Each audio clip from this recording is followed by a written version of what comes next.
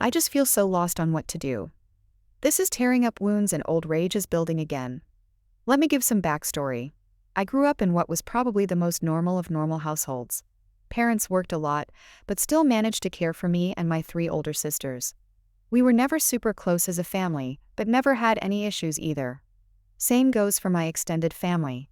They always lived a few hours away, but we saw each other during summer holidays or Christmas and always got along great. But when we got older, we naturally grew apart as everyone had their own lives. I'm 31 now. In 2014, when I was 22 and attending uni, I got a phone call from my mother that turned my life upside down. I remember I didn't even answer at first because I was gaming with friends. But she called again immediately after the first call. This was an unwritten rule in the family. If you call twice like that, it's important. Like someone died important. So when she called again, I excused myself and answered, only to hear chaos in the other end, like people were arguing.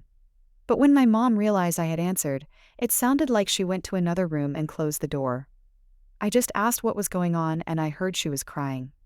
My memory of this conversation is a bit blurry, but she basically asked me if I had something to confess to regarding Eve. Eve is my cousin on my mom's side and is 7 years younger than me, 15 at the time. At that point I hadn't even seen Eve for several years. I just said no and asked what this is about. She just cried even harder and started accusing me of sexually assaulting Eve back when we were children. That Eve had told everything to my sister, and that my sister told my mother and my aunt. Eve had told them that back when she was 9, and I 16, she'd been playing in my room when I came in and started feeling her under her clothes and kissing her. My mother screamed at me to say something, but I couldn't even speak. It was all so absurd. I remember thinking that must be some bad joke. The last thing I remember saying was that it's not true and that E is lying. But then my mom goes on saying that how he gave such a detailed description of where and how. Then she kept asking something like, "Did you do this? Did you do this?" And I just screamed back at her no. Each time. It all ended with my mom putting me on speaker, and both my mom and dad saying that they don't want anything to do with me and never to contact them again. Few of my sisters texted me later that day, pretty much saying that I'm disgusting and then blocked me. I know it's weird, but after that call I went to have a long shower. To this day I still don't know why I did that. After calming down, I started calling and texting everyone, even Eve. No one answered, and the ones who hadn't blocked my number by then quickly did so. The only thing I heard back was from my father, who texted me to stop contacting them, and that they need to heal. That was 9 years ago, and I haven't spoken to anyone in my family since that day. To say this effed me up is an understatement. I was living in a haze for weeks after that and hardly ate at all. It didn't help that this was right before I was supposed to defend my bachelor's thesis, and was already stressed out. Luckily my co-writer sensed something was up and saved me by controlling the conversation so that I got the easy parts. Without him I would have failed. Needless to say, no one came to my graduation. Then started the worst period of my life. I spent the first year expecting the cops to knock on my door and arresting me for sexual abuse. I didn't land any jobs, just living off my saved money. I drank a lot and did oxy. I also grew resentful and violent. The only reason I didn't hurt anyone is because no one was around. My neighbor called the cops on me once after I had smashed a glass, but I managed to convince the officers that I had just dropped it, and they went away since there were no others inside my apartment. Instead of sleeping, I spent my nights planning how I could hurt Eve and make sure no one ever found out. Even thinking how I could actually do the things she'd accused me of, but much worse. I know I'm not proud of that. I landed my first real job in my field in late 2015. Only then did things start to improve.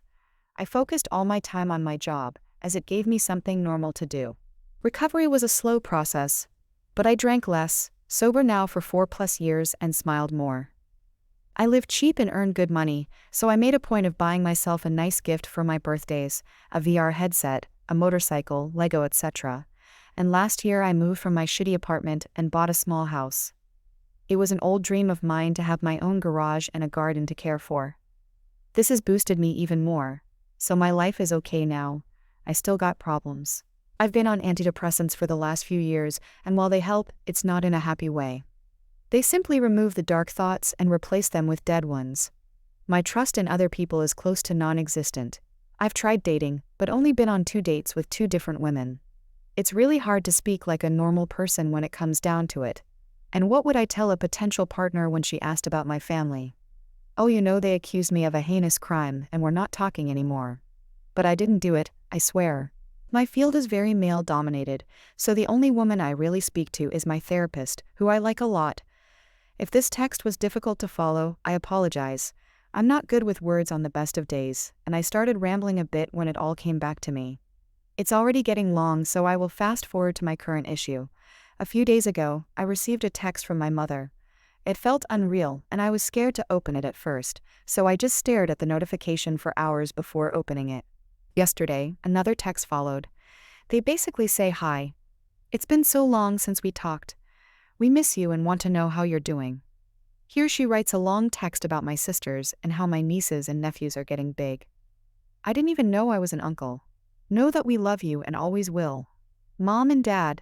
They follow up with second text saying, Hi. We understand if you don't want to talk to us after what happened, but please listen. Last month, the subject of you was brought up at a family gathering. During this, Eve was downplaying everything that had happened to her. It got so awkward that she finally admitted that nothing happened, and that she probably just dreamt it. We were all appalled by this. When we last spoke, we wanted to protect Eve and did the only thing we thought we could do. We know that's not excusing how you were treated. What Eve did was wrong, and we're all angry at her. We have called everyone that knew and told them the truth. We all want to speak with you, and your sisters want you to meet their families.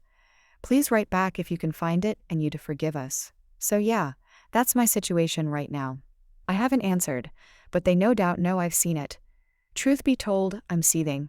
So many old, shitty memories are now stirring again. I don't want to forgive them, and I wouldn't trust myself to be in the same room as them right now. Part of me wants to call my family and unleash everything on them, to guilt them with everything I went through until they all hit their rock bottom. Then dedicate my life to make my cousin's life as miserable as possible. The other part wants to ignore them and continue with my okay-ish life with my motorcycle and my garden to keep me company. I don't have any friends. The only people I speak to are my co-workers, but we're not really close. I've called my therapist clinic, but they told me she's on vacation and won't be available for weeks, and I don't want anyone else than her. So that leaves internet strangers. So please, where to go from here? Do I ignore them and continue as is, or do I answer? And if so, what to even write?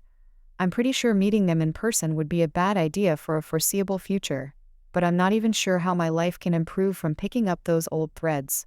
As embarrassing as it may sound, I've dreamed about the day when they apologize to be them throwing themselves to the ground and kissing my feet. Texting seems so anticlimactic now. Edit. Holy shit, I went to bed yesterday after answering a couple of comments. I was happy then when someone just said to wait for my therapist to come back, something that had flown over my head. Now there's 300 comments. I can't possibly answer all of them, but I'll try to read them all when I get home from work. I just want to address something I saw a few people mention, that my therapist wouldn't leave for that long without telling me. I don't know how this works in other places, but this is a state-run clinic, no hourly rate or anything. I got assigned to her when first going there, which means she will continue to get me on meetings that follows, but that is not 100%. If she's on leave or sick, I might get someone else. 4 to 6 weeks of vacation is not uncommon. Edit 2. Some people have messaged me about an update video on TikTok. Please note that this is not by me. All I have written you can see on this page. Relevant comment. The top comment advises him to wait until his therapist returns. To be honest, I didn't have the mindset to think that I could wait that long. I just heard weeks and thought it might as well be years. Update. It's been a while since my last post, and I can't count the people asking me for an update, so I thought I'd post one, even though there's not much to say. First, I'd like to get a few things out of the way. 1. Thanks to all who wrote and offered support and advice. I'm sorry I couldn't reply to all, but now that I've read them. Also, thanks to everyone who reached out to distract me with talks about my hobbies. I know I wasn't very responsive, but I know you meant well. To the openly hostile ones, borderline threatening me to quit antidepressants and counseling and instead accept religious figures here into my life. No. 2. Many people told me I should pursue legal action. I didn't mention this in my first post, but I decided against that long ago for a few reasons. Best case, she would get a slap on the wrist and I wouldn't gain much at all. I just don't think it's worth the legal headache, and if I somehow end up losing, I'll owe her legal costs. 3. A lot of people have been messaging me about the fake updates.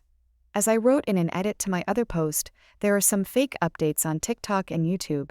So if you saw something on other platforms that you didn't read in the text below or in the post linked above, it wasn't by me. While I don't really care about people making fake updates, I just want everyone that reads my original post that these videos are not by me. Someone even claimed they had access to my original post. That is false. With that cleared up, I'll add what is actually going on with my life right now. Know that I wrote the original post in anger, and because I was completely lost on what to do. I needed a kick to the head, and I got that within like the first 5 to 10 comments. That was really all I needed.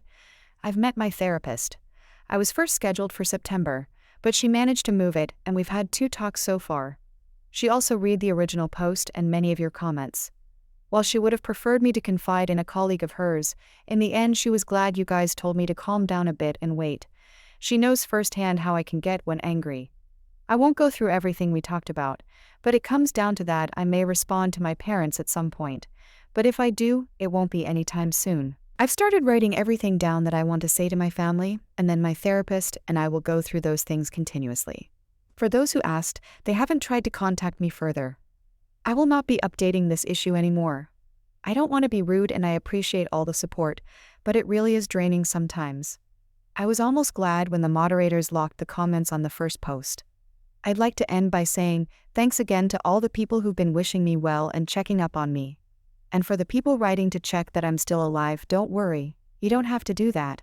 I'm off work for a while and not using the computer much. I'm busy painting my garage.